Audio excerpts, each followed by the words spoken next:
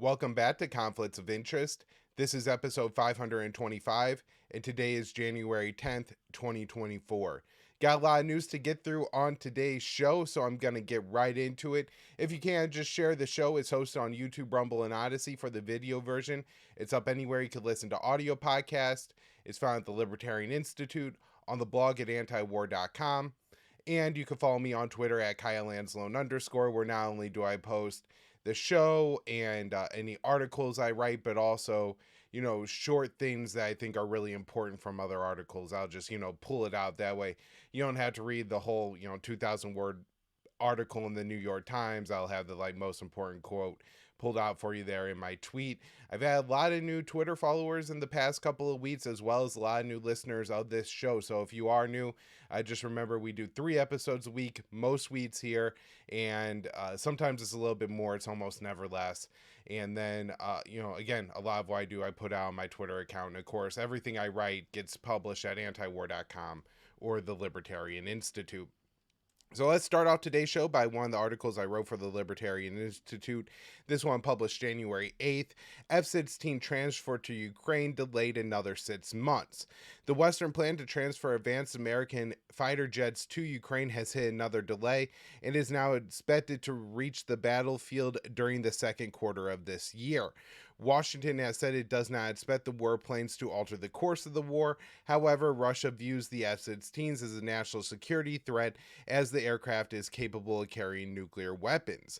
According to a Danish news outlet, the 6 F-16s that Denmark was scheduled to transfer to Ukraine at the start of 2024 are now being delayed at least 6 months.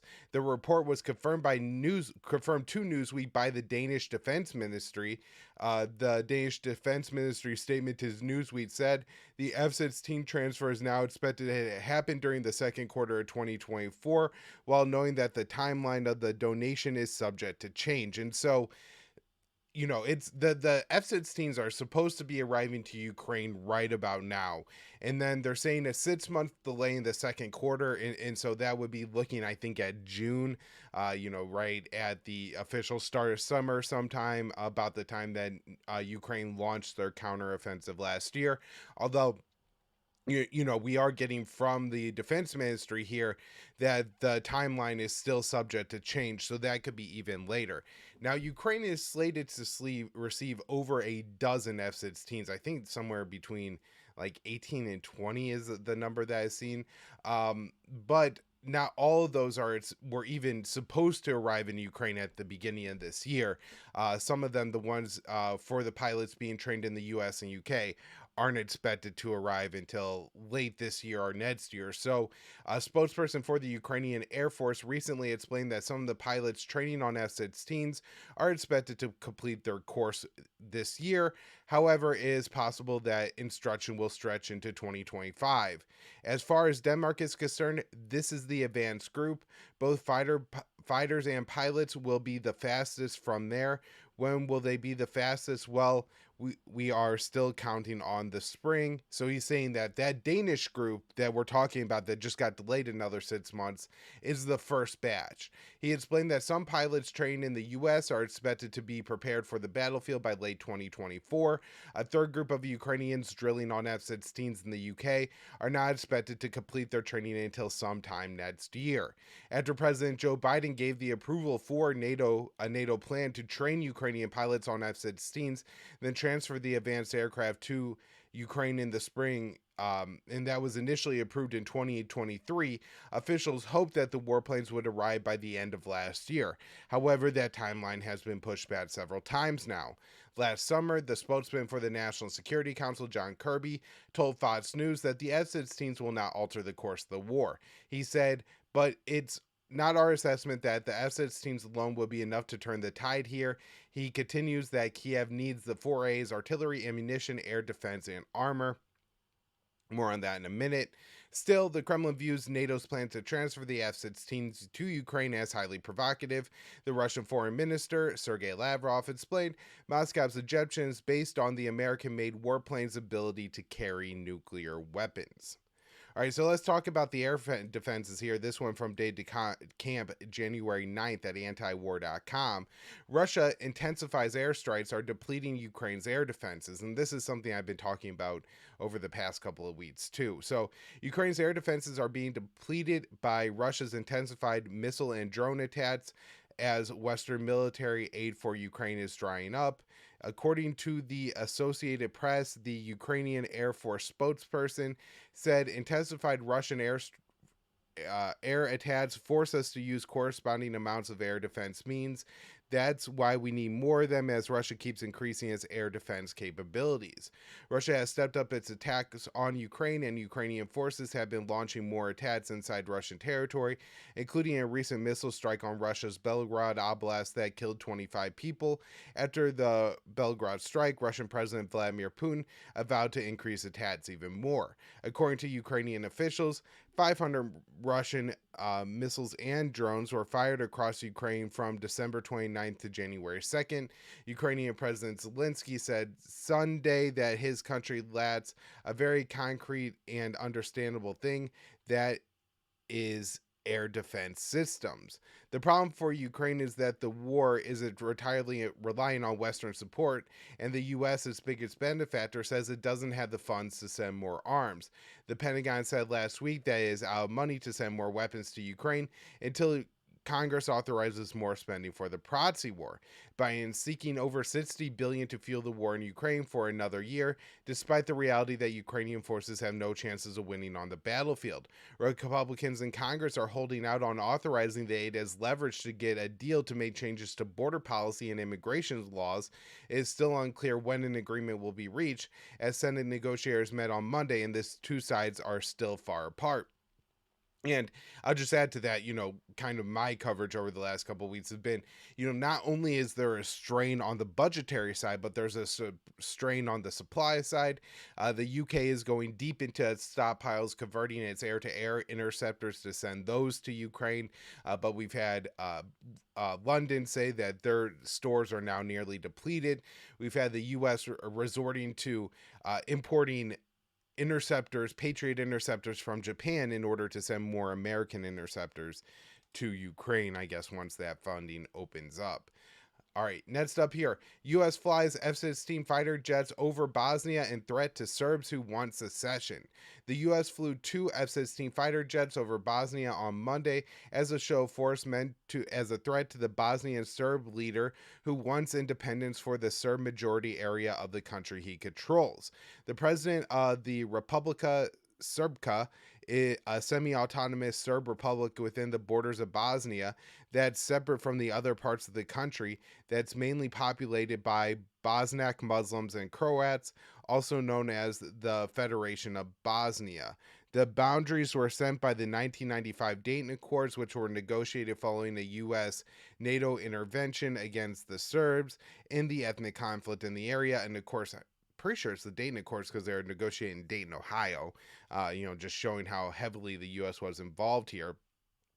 And the U.S. Embassy in Bosnia said the F-16s flew over Bosnia to show support for the country's territorial integrity. The statement continued, "This bilateral training is an example of advanced military-to-military cooperation that contributes to the peace and security of the Western Balkans, as well as demonstrates the United States' commitment to ensuring the territorial integrity of BIH," that's Bosnia, "in the face of the anti-Dayton and secessionist activities. The United States has underscored that Bosnia's constitution provides no right to secession, and it will act if anyone tries to change this basic element." And just imagine that the Chinese were saying, in Beijing, well, secession isn't allowed in our constitution, and so Taiwan, isn't allowed to become a separate province or something like that. It's just, more to go to show the American hypocrisy around the world here. All right, a couple more stories on or one more story, I guess, here, just on the Ukraine news. Sweden announces plans to send troops to Latvia. This was the Swedish Prime Minister, and a quote, "Last year, I announced that Sweden was, in addition to contributing to NATO's Baltic air policing and cooperation to boost European air defenses, was ready to provide ground combat units in the defense of the Baltic countries. Today, I can report that the government intends to contribute a reduced battalion to the Canadian-led forces in Latvia, and I saw reports that that number they're looking at is 800, but there is not a public figure yet. All right, let's talk about the war in Gaza and the situation in Israel. We'll start out here with Israeli member of Knesset comes out in support of South Africa's genocide case against Israel. So a member of the Israeli Knesset has come out in support of South Africa's genocide case against Israel at the International Court of Justice, the ICJ, one of the UN's top courts based in The Hague. MK, so member of Knesset or MK, Kassif, a member of the left-wing Jewish and Arab Hadish Tal party, and around 200 other Israelis have signed a petition supporting the South Africa 84-page filing that will be submitted to the ICJ later this week. The petition reads, "The information that emerged from the lawsuit is both horrific and credible. Israel is indeed taking systemic and thorough steps to wipe out the population of Gaza, to starve, abuse, and displace it. It has implemented a policy of erasing options for livelihood, which is leading to a genocide." And again, that's the South African petition. Explaining his reasoning for supporting the petition, the MK wrote on X, "My constitutional duty is to Israeli society and all of its residents, not to a government and not to a coalition member who calls for ethnic cleansing and even national genocide. They are the ones that harmed the country and its people. They are the ones who led to South Africa to approach The Hague, not me and my cabinet members." Kassif added that he would not give up the fight for the existence of a moral society. This is true patriotism, no revenge wars and calls for extermination, no unnecessary bloodshed, no sacrifice of kidnapped civilians and soldiers in a false war. So very powerful there. I agree with them a lot, and I think I'd like to make similar points, and hopefully I do when the U.S. is looking to go into a war. That true patriotism is standing against your country doing something stupid and immoral. Uh, Kass's petition has enraged many in the Knesset, including MK Forer, a member of the Israel Benitu party, who is calling for Kassif's removal. Forster is and now has collected the 70 signatures he needs to move forward with starting that process. The ICJ is holding its first hearings on the case January 11th and 12th, so that's tomorrow and Friday. A ruling on whether or not Israel is committing a genocide in Gaza is not expected to happen for years, but South Africa is asking the court to declare Israel is carrying out actions that may be genocidal in order to halt its military operations. The White House, which has fully supported the embattled Israeli mass slaughter of Palestinians in Gaza, has come out strongly against the South African case. White House National Security Advisor John Kirby says, "We find the submission meritless, counterproductive, and completely without any basis in fact whatsoever," even though, again, it's the Israeli government, ministers that are saying that they want to expel and to remove the Palestinians from Gaza. And I mean, some are just calling for the Palestinians there to be completely murdered and wiped out too. All right, next up here, 70 Knesset members attempt to remove lawmaker that endorsed South Africa's genocide charges. So, a little bit of a follow-up to that last article. Haaretz reports that 70 Knesset members signed a motion on Monday to support the expulsion of lawmaker Kassif from the Knesset over his support for South Africa's petition against Israel at the International Court of Justice. Lawmakers from every Knesset faction except Lever, Ram, and Hadish Talal signed on to the motion. And so this is in the Haaretz article, and I'm not an Israeli legal scholar whatsoever, but Haaretz, for their explanation, says it's a relatively new law that allows 70 members of the MK to bring forward a removal order for another lawmaker. And then it seems like there's some kind of impeachment trial.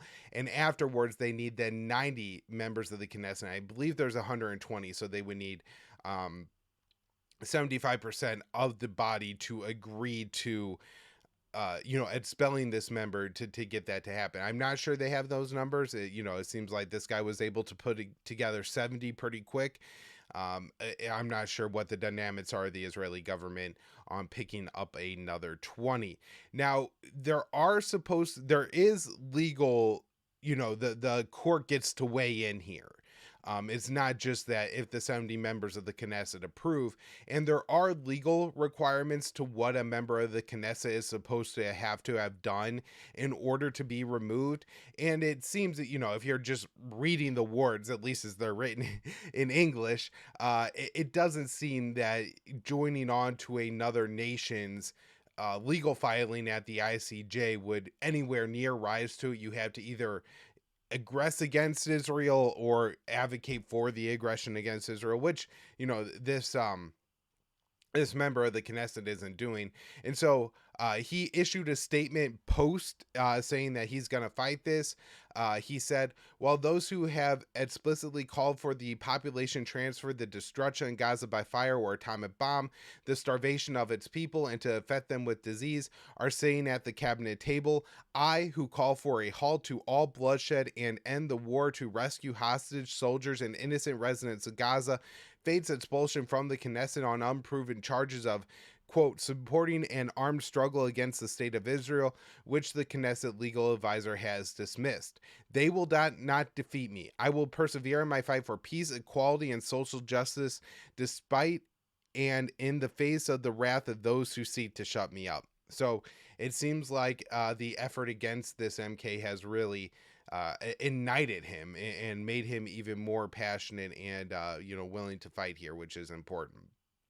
All right, next up here, Israeli lawmaker calls for ethnic cleansing and Jewish settlement of Gaza. So, this is one thing I've been trying to do on the show, is just whenever not Israeli people, right? Because I understand that there are a lot of upset people in Israel, and I'm not even talking about, and I'm not doing this with Israeli soldiers, but members of the Israeli government, the people who are setting the policy in Tel Aviv, when they come out and say that they want to ethnically cleanse or to commit war crimes against the Palestinians in Gaza.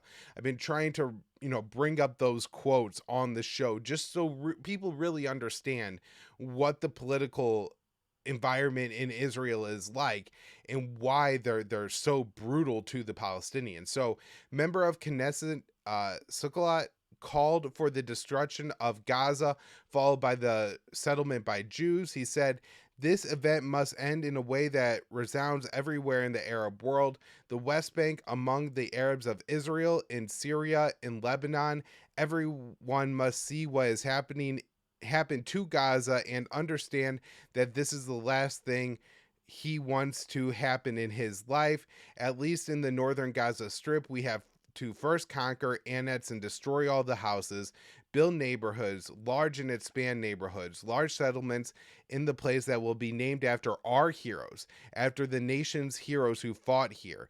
We will distribute free plots there to the soldiers who fought, to the wounded who fought. This image, and this is the most important thing, of those who destroyed Gaza of Palestine Square, and it will become Israeli Heroism Square. This image will echo in every home around the world so that everyone will see what happens to those who mess with the people of Israel.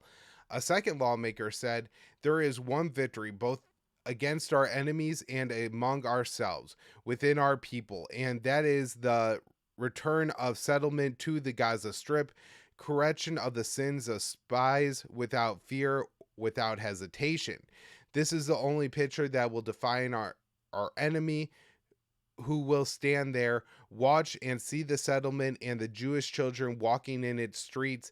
This is the only picture that will define for our enemy that we have defeated him and that what he planned to do will backfire on him.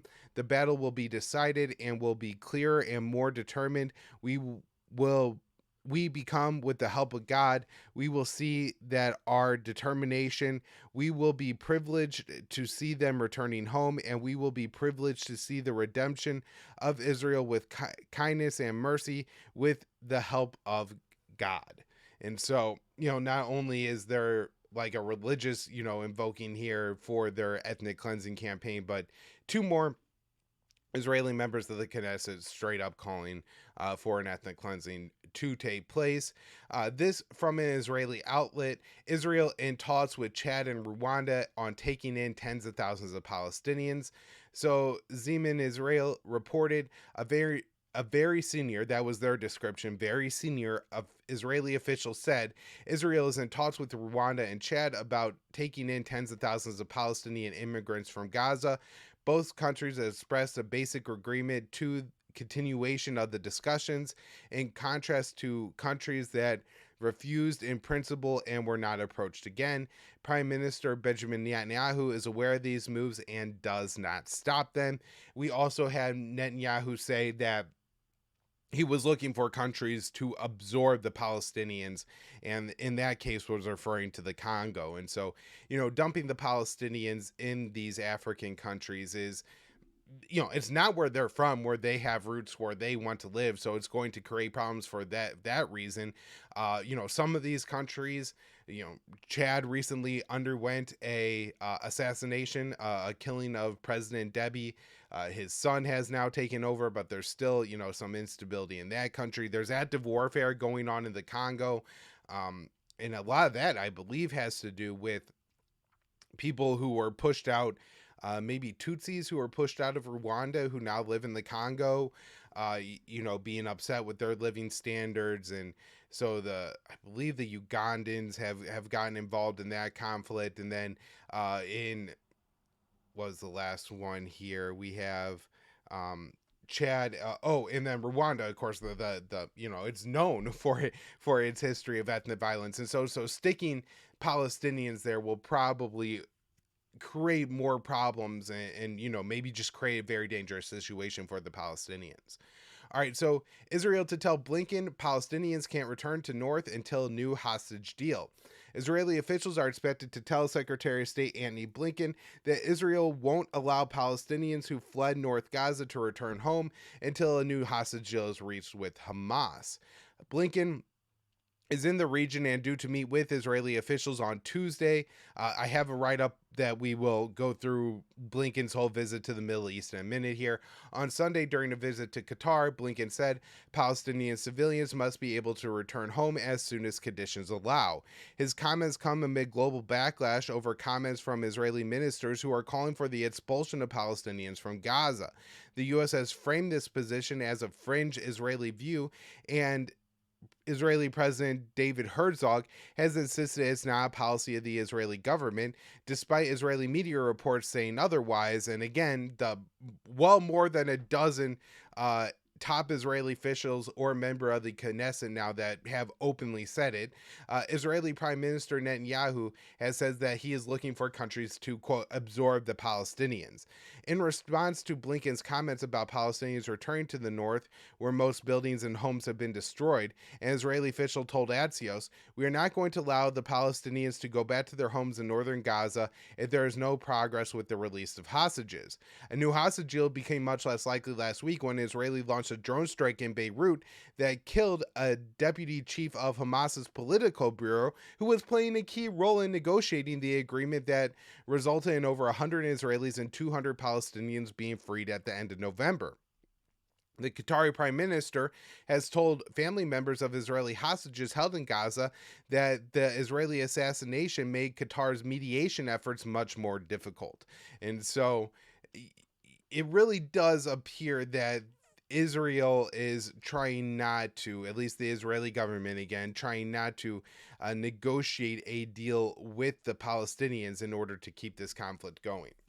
All right, next up here, there's a new report from Plus 972 magazine that, it's long, it's detailed. I only pulled a small clip, small paragraph from that article to discuss on the show today, just because there's so much in it, and it's so horrific. It was heavy to read. I did not enjoy reading this article, although there is, a lot of really important information. It just, it's one you gotta walk away from and come back to a couple times, as they describe the horrors that are facing the Palestinians who are captured by Israeli soldiers in Gaza. So, the Tel Aviv base plus 972 magazine conducted an investigation into the treatment of detained Palestinians and concluded systematic abuse and torture by Israeli soldiers against all detainees, civilians, and combatants alike.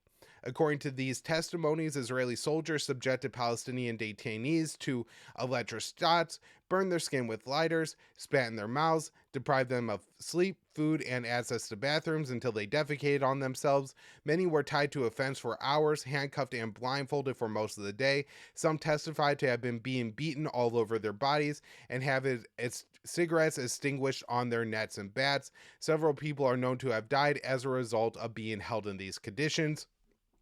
And so basically what happened is Israeli forces would move into an area, round up anybody who was left behind, assume anybody who could be generally looked at and considered a man, made them strip down all the way to their underwear, put a bag over their head, tied their hands behind their back, loaded them up into a truck, and then took them away. They're not reporting to the families where they're taking them. There's no legal process here. These are just people being swept up, thrown into camps where some of them are quite literally being tortured to death. Some of the deaths are a result more of deprivation than direct torture. So there are people who are talking about so the guy next to me had a heart condition. The Israelis didn't give him enough water, didn't give him enough food, didn't give him his heart medication. He died. Some things like this are certainly hard, as I have older male family members who I know if they were put in these conditions probably wouldn't make it a week or so. And just knowing that the Israelis care so little about Palestinian lives that they're probably burying tens, if not hundreds of these prisoners, quote, prisoners, detainees in mass graves somewhere to never be counted or known, where they rest by their families. I mean, it's really sad stuff. Also, I want to point out that in this article, and in, I would say, a dozen other articles that I have read over the past month, Palestinians in both Gaza and the West Bank have reported that when they are captured by Israeli soldiers, the Israeli soldiers will, hold them down, spread their legs, and kick them in the groin, or, do other things to their groin.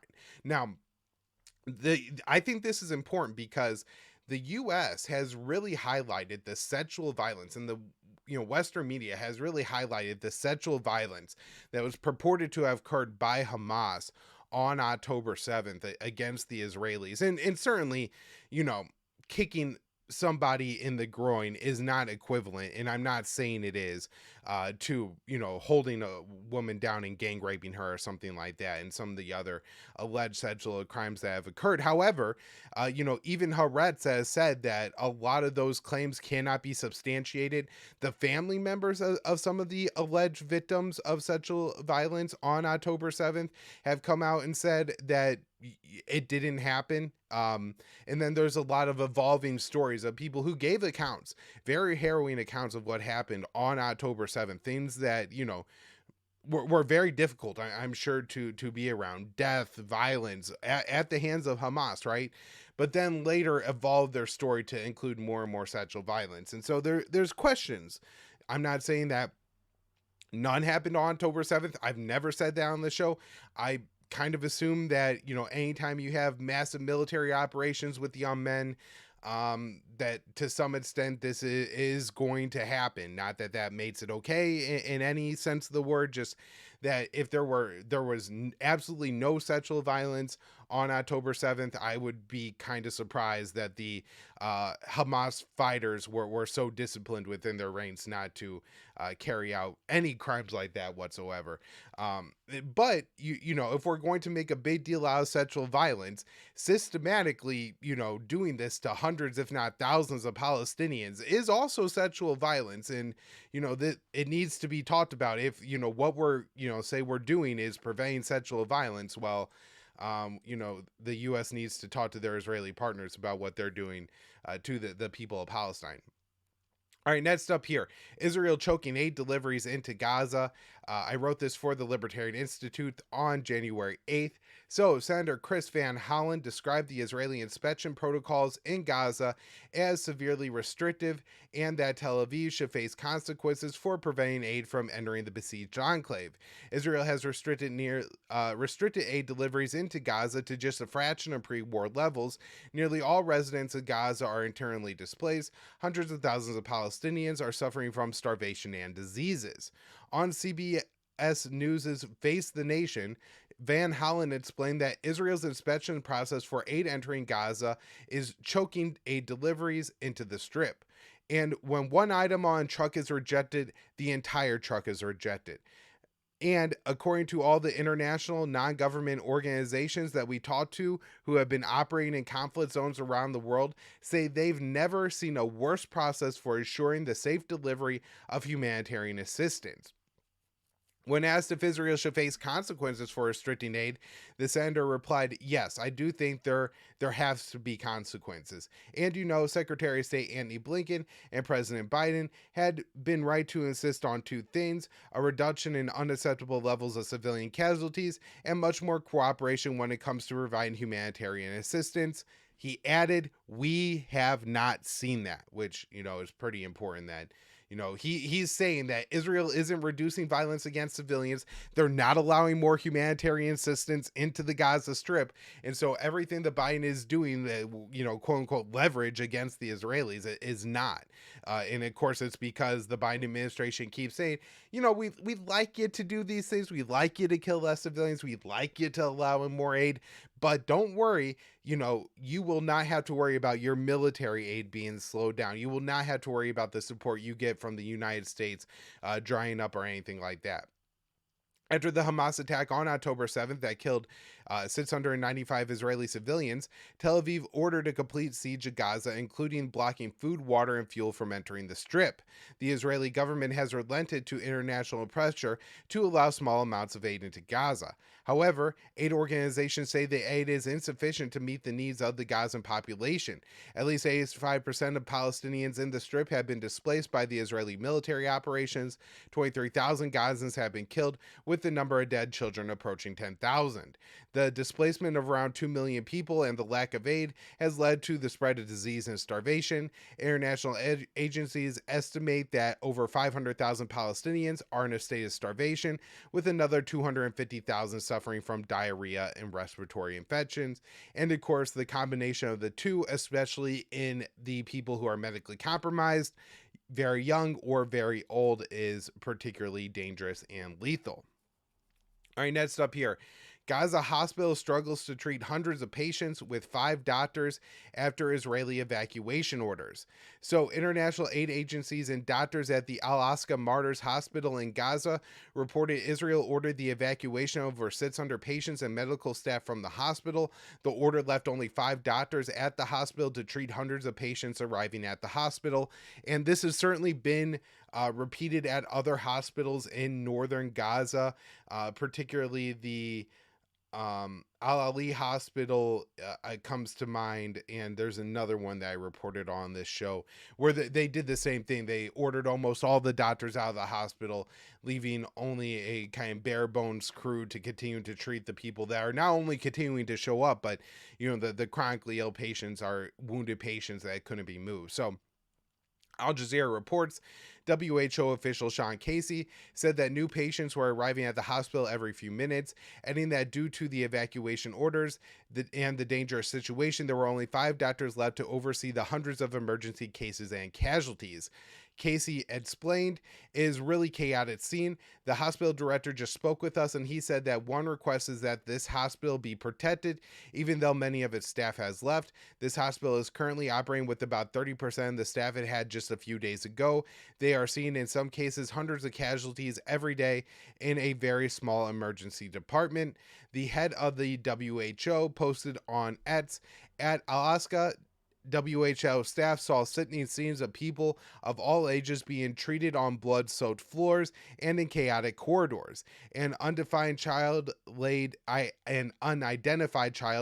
dead, partially covered by a sheet on a bed. Other injured were prostrate on the floor, being stepped over by health staff and families. A man's harrowing groans, either from pain or anguish, cut through the emergency ward's commotion. The bloodbath in Gaza must end. So the WHO and UN said they do not know the location of the sits under evacuated medical staff and patients that were forced to leave the hospital. All right, so this is, of course, the situation in northern Gaza, where the Israeli forces really started their operations. And so now they're moving into southern Gaza. And we had the Israeli Defense Minister telling Blinken that the bombardment of Gaza's Khan Yunis in the south is intensifying. So Israeli Defense Minister Galant told Secretary of State Blinken on Tuesday that Israel's attack on southern Gaza Strip city of Khan Yunis is intensifying. One purpose of Blinken's visit was to push Israeli officials to reduce the intensifying onslaught in Gaza. Israel has said that it's scaling down operations in North Gaza, but is focused on central and southern portions of the Strip where most of Gaza's Palestinian population is located. And, I should talk to Dave DeCamp about this later today, or message him and see how his feeling is on this. But my real assumption here is that all the Israeli talk about, changing their operations in Gaza and things like that is just talk. Yeah, I think they pulled like 5 brigades out of Gaza that included about 1,000 troops or something like that. But the Wall Street Journal even reported at the time that they were rotating more soldiers in as well. So it's not exactly clear that this is going to be a situation where there's significantly less forces in Gaza than before. Also, the article mentions that a part of it is Israel restructuring its forces in Gaza. And so, Israel has a lot of things going on right now. They're carrying out very intense operations against Palestinians in the West Bank.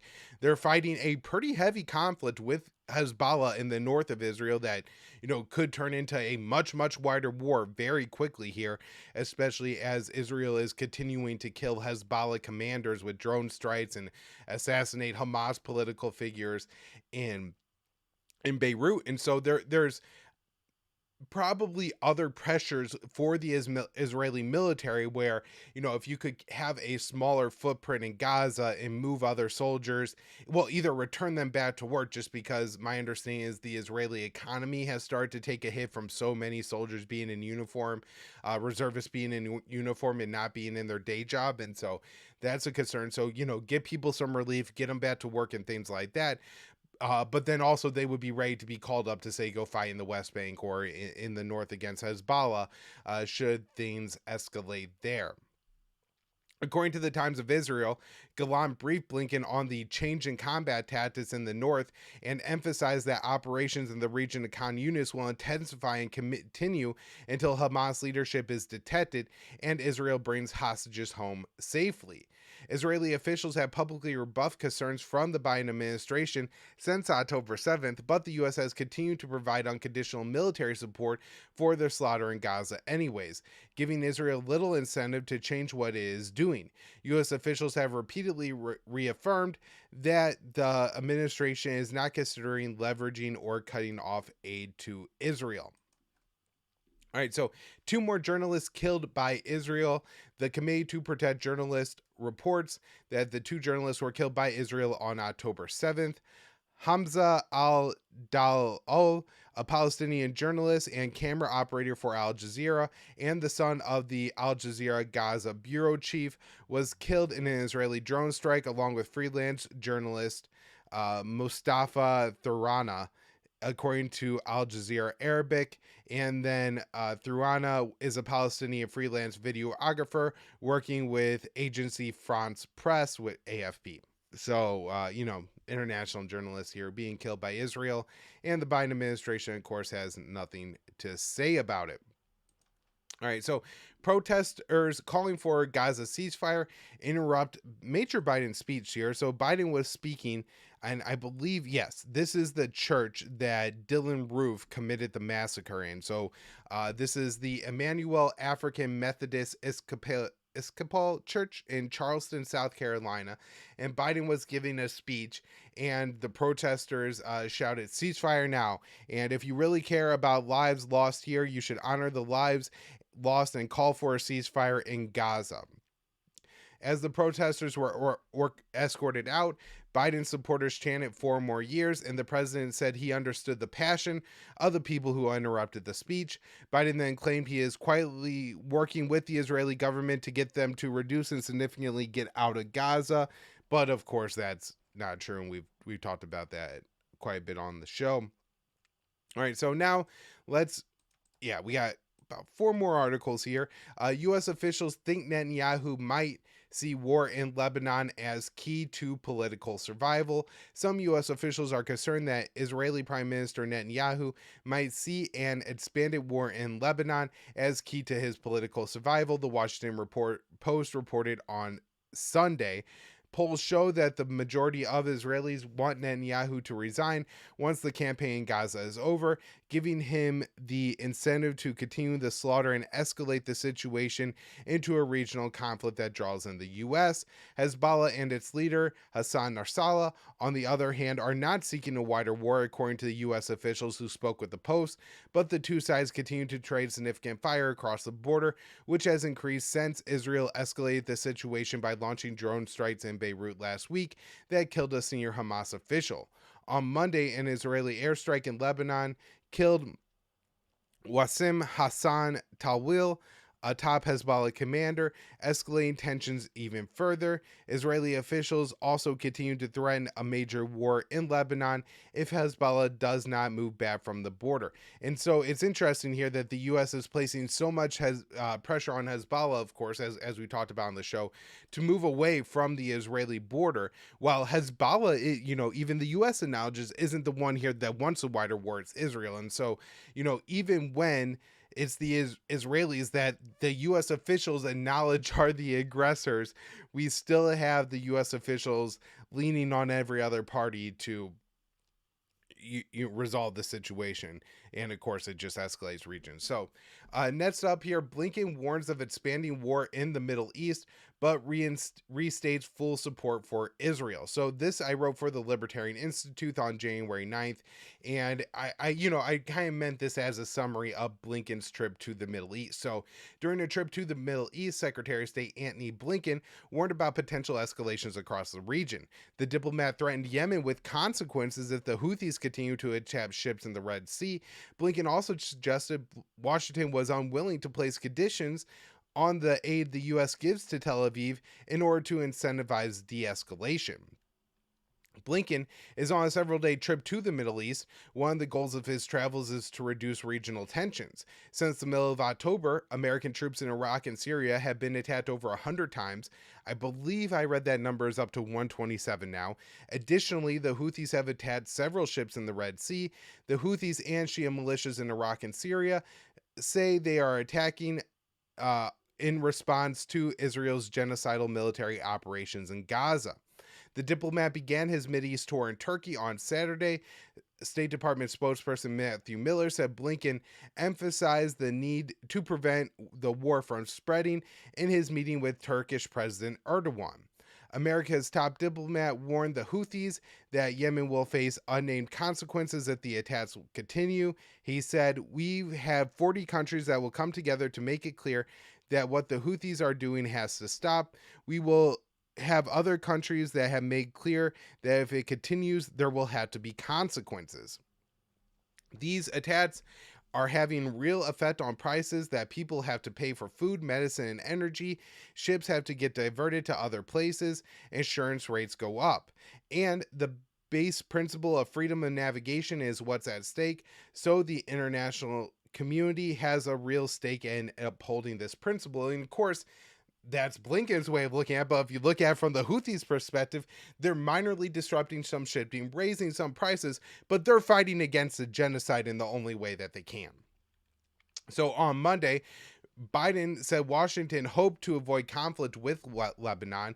He said, "With regards to Lebanon, it's clearly not in the interest of anyone, Israel, Lebanon, Hezbollah, and for that matter, to see this escalate to an actual conflict, although, as we know, it is in the interest at least of Netanyahu and, if not, the wider Israeli government to do so." The White House is pressing Hezbollah to withdraw several miles from the border with Israel. However, the group is unlikely to back down, as Israel has assassinated Hamas and Hezbollah leaders leaders in Lebanon in recent days. The Huffington Post spoke with a U.S. official who is concerned that Biden's full-throat support for Israel could lead to an actual war. The official said, "I've been trying to keep an avalanche from falling on Lebanon, and so have a lot of people.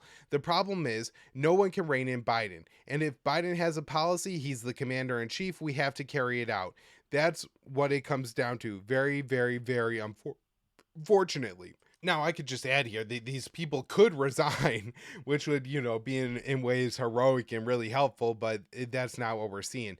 Hezbollah, the Houthis, and Shia militia say their operations targeting Israeli shipping, American troops, are a response to the brutality being inflicted on Palestinians within the besieged Gaza Strip. Washington has threatened to intervene in Lebanon on behalf of Israel and formed an international coalition to prevent Houthi attacks in the Red Sea and conducted several assassinations in Iraq and Syria. During his trip, Blinken slammed South Africa for charging Israel with genocide at the International Court of Justice.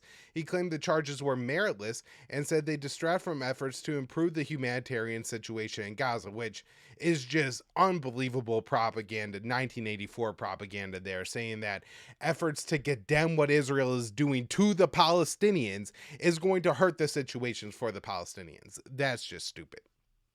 Blinken further added that it was particularly galling to make the allegations as Hamas and other groups are attacking Israel. So Hamas has not conducted, a significant attack on Israel in obviously 3 months here, and Israel has decimated the Gaza Strip. And Blinken is saying that it's galling to talk about what Israel is currently doing to the Palestinians because Hamas exists. It's just, again, unbelievably stupid. In just over 3 months, Israel has decimated the Gaza Strip. Over 23,000 Palestinians are dead, including nearly 10,000 children and 6,700 women. Another 8,000 people are missing, likely dying beneath the rubble or already dead. In addition to the indiscriminate bombing of Gaza, and by the way, it's Biden who labeled the bombing indiscriminate, Israel has created a humanitarian crisis. Reuters reports nearly all of Gaza's residents have fled their homes at least once, and many remain on the move, often sheltering in makeshift tents or under tarpaulins, I guess some kind of tarps. Tel Aviv's inspection protocols for aid entering the Gaza Strip is restricting deliveries. Over 500,000 Palestinians are suffering from starvation, with another 250,000 suffering with diarrhea or respiratory infections. The medical infrastructure of Gaza has been largely destroyed. Surgeons report conducting amputations in unsanitary conditions and without anesthetics, even on children. Aid workers say that hospitals are overcrowded and in need of medical equipment. Hospitals in northern Gaza lack even the most basic needs, such as water. Numerous Israeli officials have publicly discussed plans to resettle Palestinians outside of Gaza. Prime Minister Netanyahu says Tel Aviv is seeking countries to absorb Gazans. Israeli media has reported Tel Aviv is in talks with the Congo, Chad, and Rwanda about potentially taking in Palestinians in exchange for financial payments and weapons. Blinken called on Tel Aviv to allow Gazans to return to their homes, and that the White House claims it is making efforts to de-escalate the soaring tensions. However, the situation continues to worsen as the White House has refused to leverage the $3.8 billion in military aid that the U.S. provides to Israel annually to pressure Tel Aviv to roll back its ruthless operations in Gaza to reduce regional tensions. Blinken explained that the White House will not leverage its aid.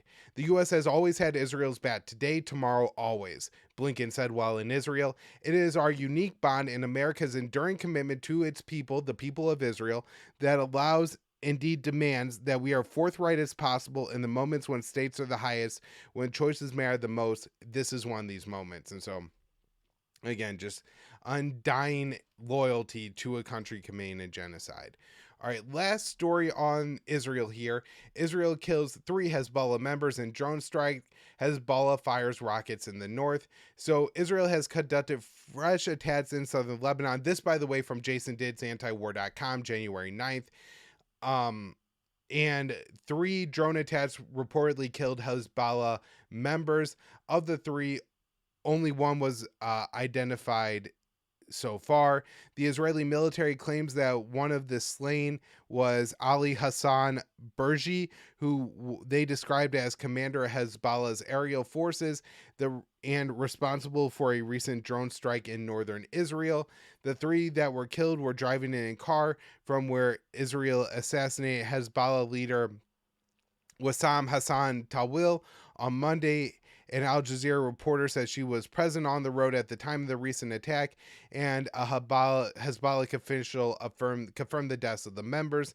A local paramedic was also wounded in the Israeli attack, as Israel wanted to keep the ambulance from reaching and trying to save the. So amazing here again, another just absolutely unbelievable war crime being committed by the Israelis attacking an ambulance in Lebanon. All right, I'm going to wrap up here with one last story I wrote for the Libertarian Institute on January 9th. Although, this story is kind of out of date. It's, been all wrapped up and everything. So several large accounts that criticize Israel and Musk banned from X. And then, the first thing I have at the top here, because it's been resolved, Elon Musk said X would investigate the suspensions, and shortly after the suspensions were lifted. So, all these people that I'm going to talk about here do have their accounts back up and running.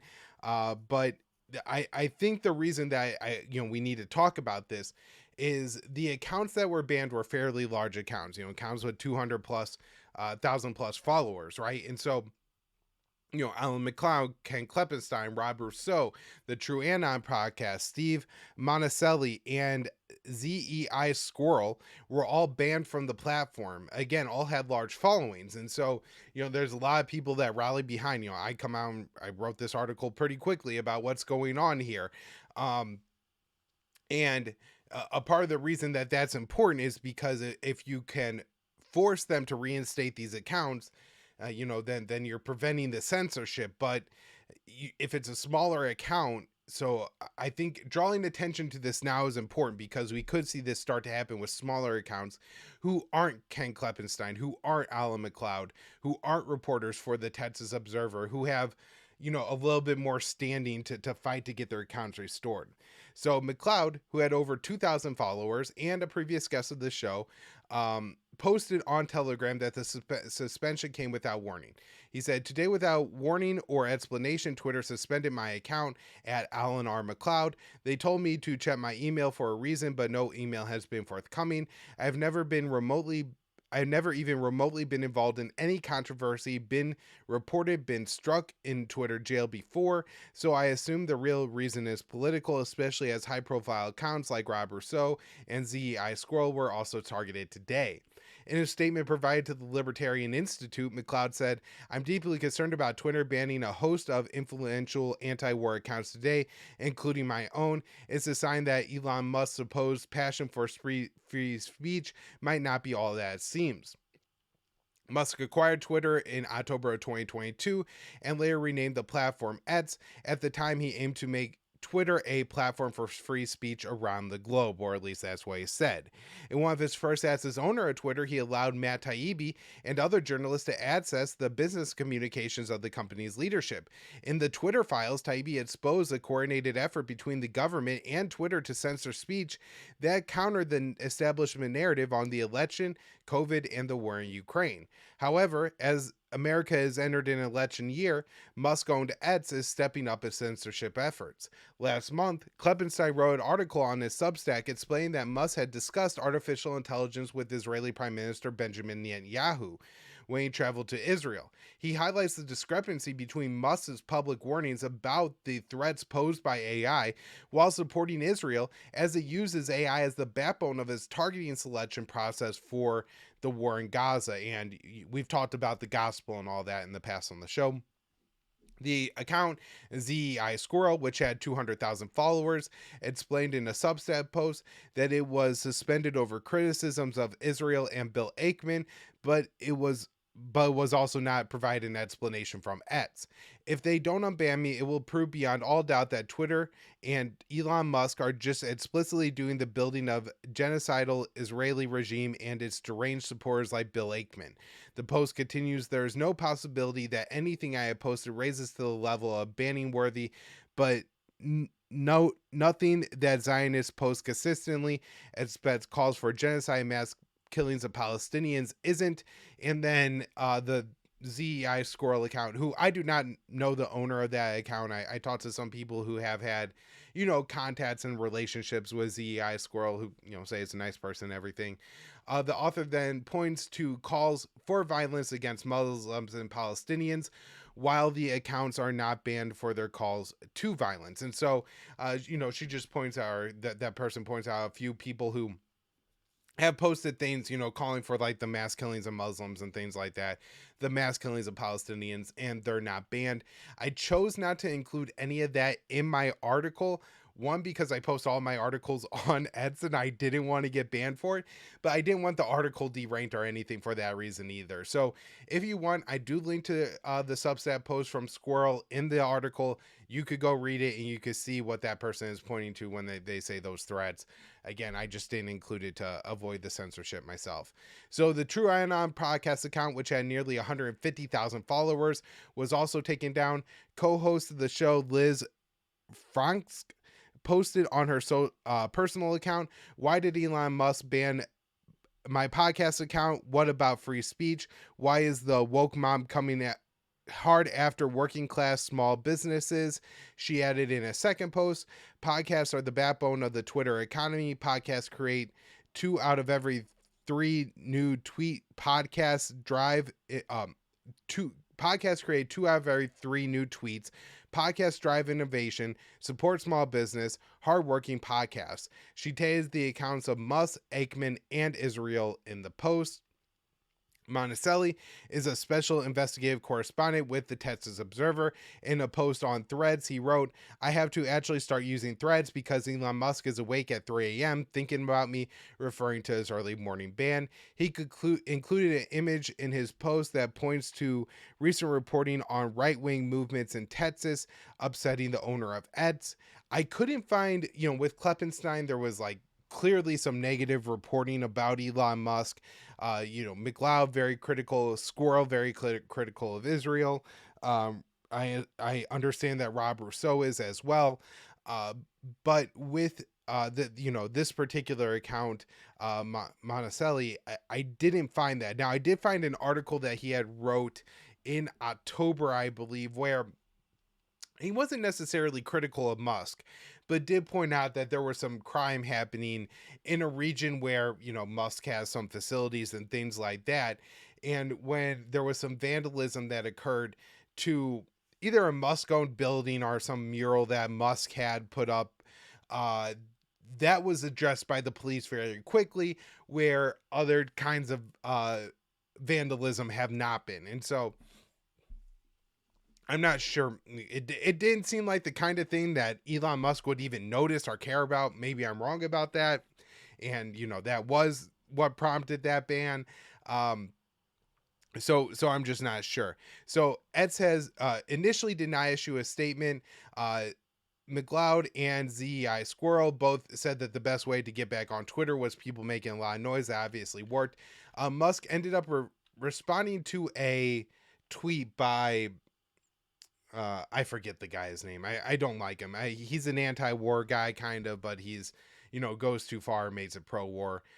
One of those types, very pro-Russia and things like that. So anyways, Musk responded to him saying that, "Oh, I'll investigate it," and then later put out another tweet that seems to suggest it was just like an algorithm spam thing that caused these accounts to be accidentally switched off. Now, it seems very odd that an account, especially the size of Ken Kleppenstein, who has, I want to say, about 500,000 followers, would be able to be deactivated by basically, an algorithmic bot operating in the background. The same goes for Alan and Squirrel, who had over 200,000 followers. You would assume, again, that, at that number, it requires some kind of review from a person. So I really don't believe what Musk has said so far. However, it is worth acknowledging that once this was brought to his attention by Greenwald, and that's not who I was talking about, by the way, who Musk replied to. I can't remember the guy's name. So Jatson Hinkle, that's who it was. So Musk ends up replying to Jadson Engel, but I'm guessing it's the noise made by Greenwald and others that really drove Musk to look into this sum and react so quickly. And it did seem that once this was brought to Musk's attention, that these accounts were restored within at least a few hours. So, all right, that's all. I'll wrap up the show today. Thank you all so much for tuning in. We'll be back with more later in the week. And just a couple updates for anybody still listening. I was on the Misty Winston show earlier this week. I was on Punk Rock Libertarians earlier this week. I'm going to be on the Scott Horton show. That might not be out till like Sunday or Monday, but we'll record it on Thursday. It'll might be his KPFK show. And then I will also be back on Judge Andrew Napolitano's show tomorrow, 2 p.m. Eastern time, Judging Freedom. Really looking forward to that. Watch live if you're around. I always appreciate the feedbacks and the comments. So anyways, everybody, thank you all so much. We'll be back with more shows later in the week.